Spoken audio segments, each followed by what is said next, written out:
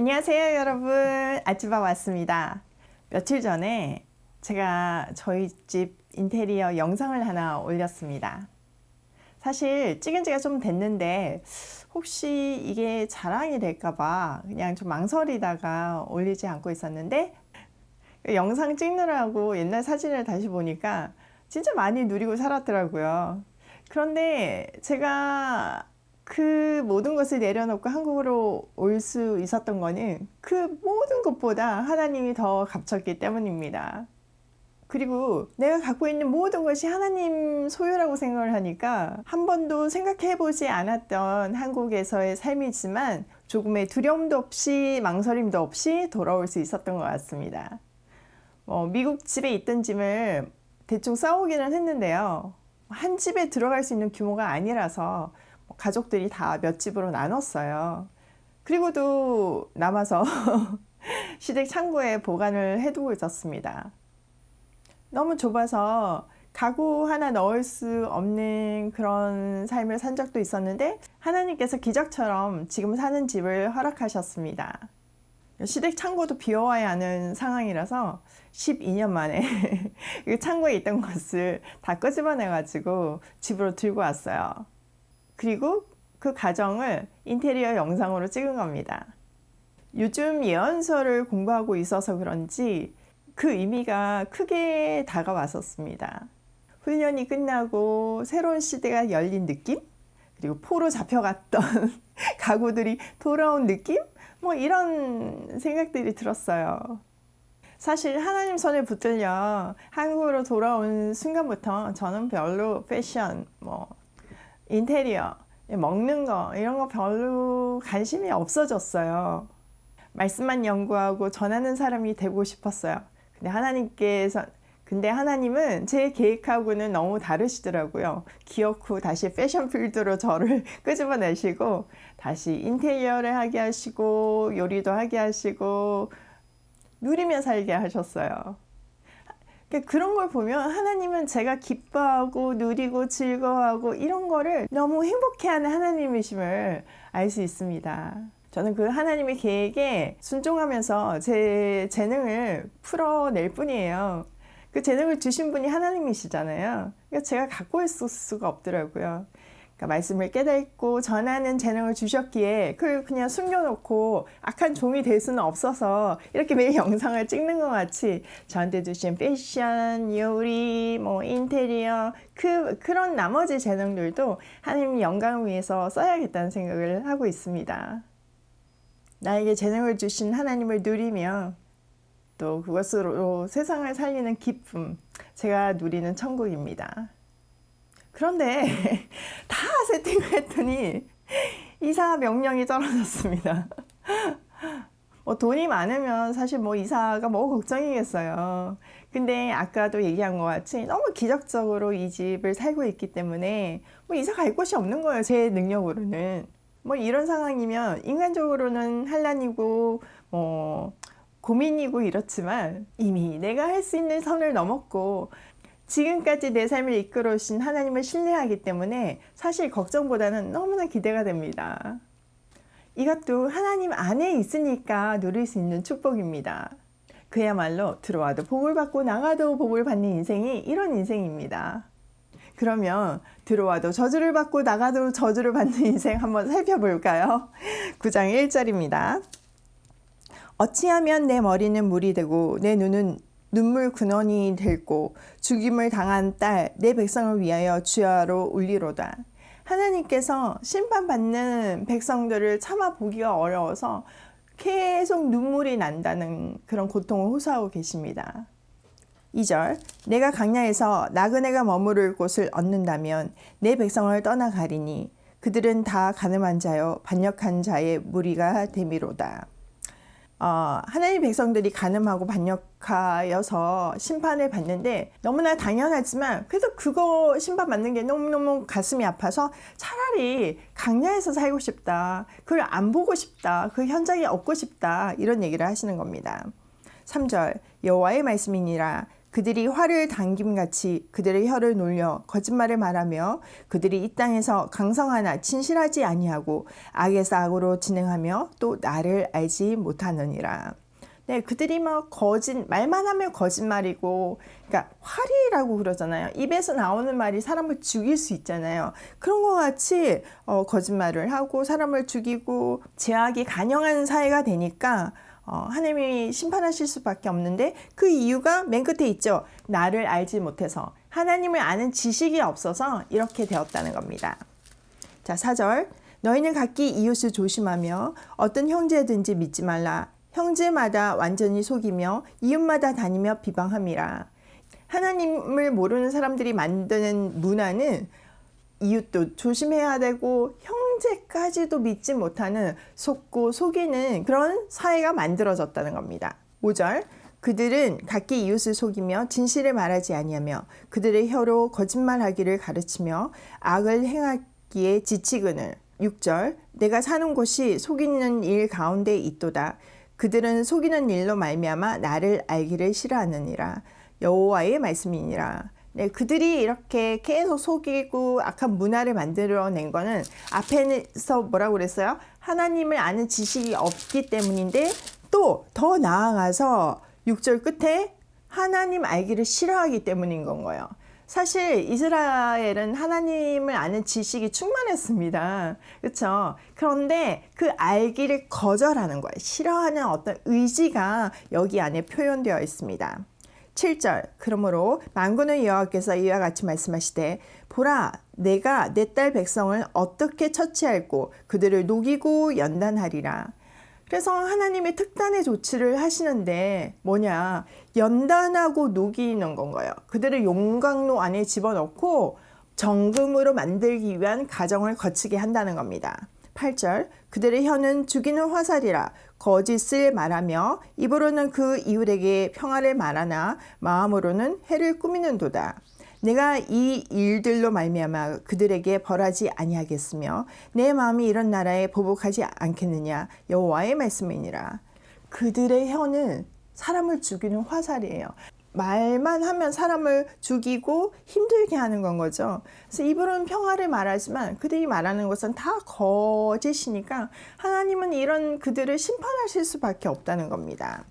10절. 내가 산들을 위하여 울며 부르짖으며 강리한 목장을 위하여 슬퍼하나니 이는 그것들이 불에 탔으므로 지나가는 자가 없으며 거기서 가축의 소리가 들리지 아니하며 공중의 새도 짐승도 다 도망하여 없어졌음이니라.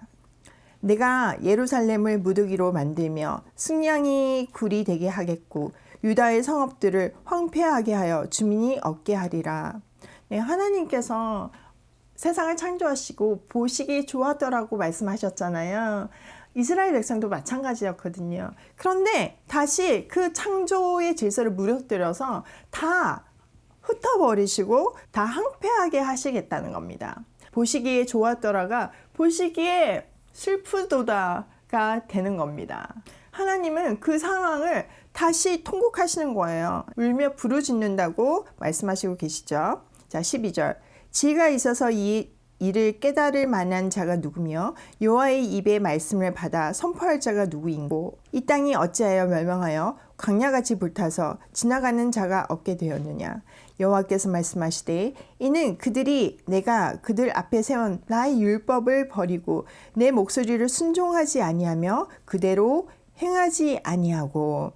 네, 그 아름답던 이스라엘이 이렇게 광야, 사람이 살지 않는 황폐한 황무지가 된 것은 그들이 하나님의 율법을 버리고 하나님의 말씀에 순종하지 않고 행하지 않았기 때문이라는 겁니다. 그리고 14절. 그 마음의 완악함을 따라 조상들이 자기에게 가르친 바알을 따랐음이니라. 그러므로 만군의 여호와 이스라엘의 하나님께서 이와 같이 말씀하시니라. 보라, 내가 그들 곧 이 백성에게 쑥을 먹이며 독한 물을 마시게 하고 그들과 그들의 조상이 알지 못하던 여러 나라 가운데 그들을 흩어버리고 진멸되기까지 그 뒤로 칼을 보내리라 하셨느니라. 그들은 하나님의 말씀에 순종하는 대신 자기 마음에 자기 인생의 스스로 자기 인생의 주인이 되어서 자기 마음의 완악함을 따라서 행동을 했고 또 우상을 숭배했습니다. 그러니까 하나님께서는 그 대가로 쑥을 먹이며, 여기에 쑥이 쓰잖아요. 그러니까 혹독한 고통 이런 것들을 얘기하는 거거든요. 쑥을 먹이고 독한 물을 마시게 하는 겁니다. 그리고 또 16절에 보니까 흩어버리고 진멸하는데 그 뒤에 칼까지 보내서 완전히 쓸어버릴 수밖에 없는 현실을 슬퍼하고 계시는 겁니다. 자, 17절. 만군의 여호와께서 이와 같이 말씀하시되 너희는 잘 생각해 보고 곡하는 부녀를 불러오며 또 사람을 보내 지혜로운 부녀를 불러오며. 네, 옛날에는요 초상집에 곡하는 여자, 그러니까 즉 전문적으로 그 슬픈 분위기를 자아내는 그런 통곡 전문가가 있었습니다. 그러니까 니네 이제 초상집이 될 거니까 그 통곡 전문가를 불러서 그 슬픔을 준비해라, 이런 건 거죠. 자, 18절. 그들로 빨리 와서 우리를 위하여 애곡하여 우리 눈에서 눈물이 떨어지게 하며 우리 눈꺼풀에 물이 쏟아지게 하라. 이는 시온에서 통곡하는 소리가 들리기를 우리가 아주 망하였구나. 우리가 크게 부끄러움을 당하였구나. 우리가 그 땅을 떠난 것은 그들이 우리 거처를 헐었음이로다 함이로다. 네, 잡혀가고 이런 것을 얘기하는 거죠. 그러니까 이제는 진짜 통곡을 하는 상황이 왔고 통곡을 하게 되고 전체가 초상집이 될 거라는 겁니다. 부녀들이여 여호와의 말씀을 들으라. 너희 귀에 그 입의 말씀을 받으라. 너희 딸들에게 애곡하게 하고 각기 이웃에게 슬픈 노래를 가르치라. 무릇 사망이 우리 창문을 통하여 넘어 들어오며 우리 궁실에 들어오며 밖에서는 자녀들을, 거리에서는 청년들을 멸절하려 하느니라. 22절. 너는 이같이 말하라. 여호와의 말씀에서 사람의 시체가 분토같이 들에 떨어질 것이며 추수하는 자의 뒤에 버려져 거두지 못한 곡식당같이 되리라 하셨느니라. 네, 뭐 청년이고 아이고 어른이고 노인이고 할 것 없이 다 멸절되는 그런 상황이 온다는 겁니다. 그 상황을 22절에서 표현하고 있는데요. 사람의 신체가요, 마치 그 농부가 밭에 이렇게 거름을 뿌리듯이 막 흩어져 있을 것이라는 겁니다. 또 농부가 이렇게 그 수확을 할 때 곡식을 베잖아요. 베고 이렇게 지나가면 그 다음 팀이 가가지고 그걸 묶잖아요. 그런데 사람은 다 죽였는데 이게 묶을 사람이 없어서 널브러져 있을 것이다, 이렇게 얘기하는 겁니다. 그러니까 8장에서도 얘기한 것 같이 시체를 묻어둘 사람이 없을 만큼 황폐해질 거라는 거죠. 사람이 거의 다 죽는다는 얘기입니다. 자, 23절. 여호와께서 이와 같이 말씀하시되 지혜로운 자는 그의 지혜를 자랑하지 말라. 용사는 그의 용맹을 자랑하지 말라. 부자는 그의 부함을 자랑하지 말라. 자랑하는 자는 이것으로 자랑할지니 곧 명철하여 나를 아는 것과 나 여호와는 사랑과 정의와 공의를 땅에 행하는 자인 줄 깨닫는 것이니라. 나는 이 일을 기뻐하노라. 여호와의 말씀이니라.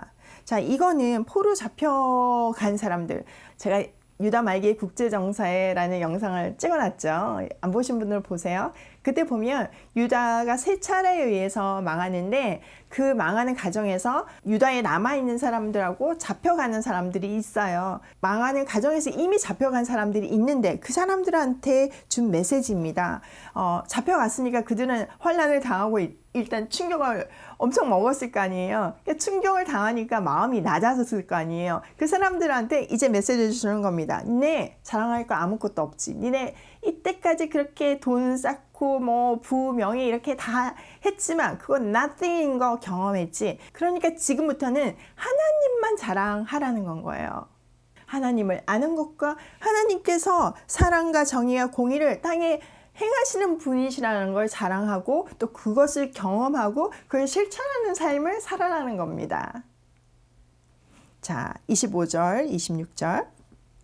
여호와의 말씀이니라. 보라, 날이 이르면 할례를 받은 자와 받지 못한 자를 내가 다 벌하리니 곧 애굽과 유다와 에돔과 암몬 자손과 모압과 및 강야에 살면서 살적을 깎는 자들에게라. 물은 모든 민족은 할례를 받지 못하였고 이스라엘은 마음의 할례를 받지 못하였느니라 하셨느니라. 네, 육체의 할례는 아무 소용이 없습니다. 그들이 아무리 하나님의 자녀인 표시로 할례를 한다고 해도 그게 삶에서 나타나지 않으면 nothing이라는 겁니다. 그러니까 마음의 할례를 받지 않으면 구원받지 못한다는 건 거죠.